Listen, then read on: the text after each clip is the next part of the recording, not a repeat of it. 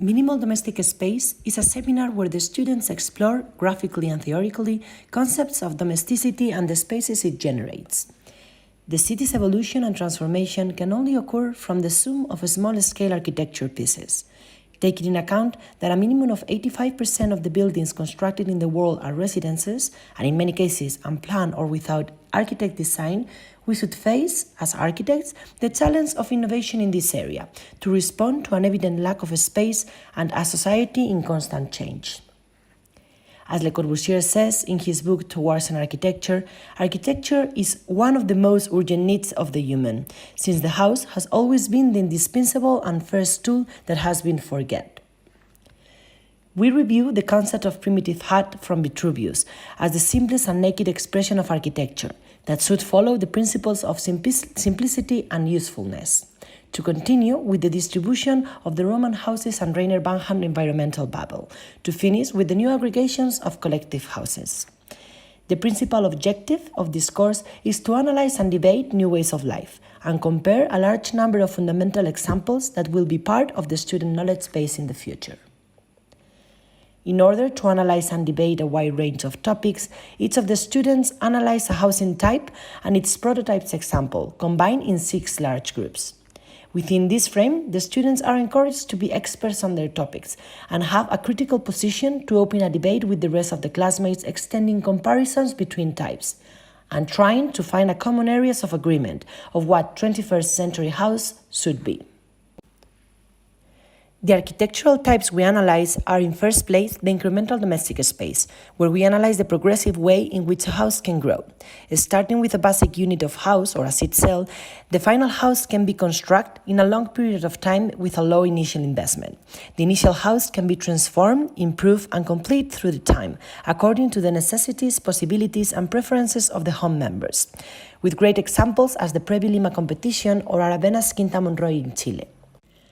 As a second group, the nomadic domestic space, where the location varies and the house assumes the compact dimensions to be transported with us. This is the case of Rossellini's living container, exposed in the 1972 MoMA exhibition Italy New Domestic Landscape. Or on the other hand, the concept of nomadism, as the displacement of the individuals without transporting their homes with them. This situation is the biggest problem in megacities, where the distance to the workspace is impossible, and the architecture must respond with ideas such as the capsule hotels in Japan. In third place, the emergency domestic space will treat one of the most urgent architectural areas, trying to provide a solution in the short term to the problem of habitability of huge group of people as a result of a catastrophe where they lost their home. The biggest problem is that what was meant to be temporary becomes permanent, and what was meant to be a place for shelter and just for sleep becomes the place to do all the activities. The importance of these strategies is not just the individual model, but the aggregation. These settlements need to be planned as a city, with the basic infrastructures of water and sanitation, as well as the community spaces.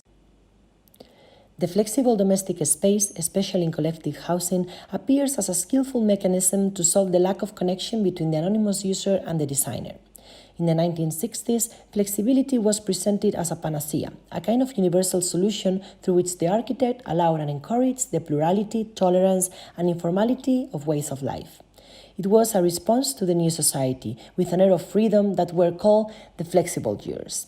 Now, flexibility is considered as an effective instrument to make the inside domestic space more efficient, letting us live in extreme small houses.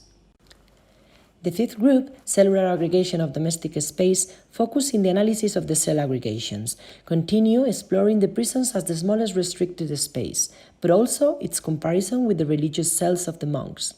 Both domestic spaces conditioned by the movement restriction, the freedom and the sharing of community areas. But the cell is also the generator of other aggregation systems, such as student residences, where the personal space is also reduced and is linked to the sharing areas, the more contemporary concept of co-living. The last section is the parasitic domestic space. A parasite element has to work with existing infrastructure and structures and use them to its own benefit, but can also be considered as an architectural intervention that materializes and transforms the built form.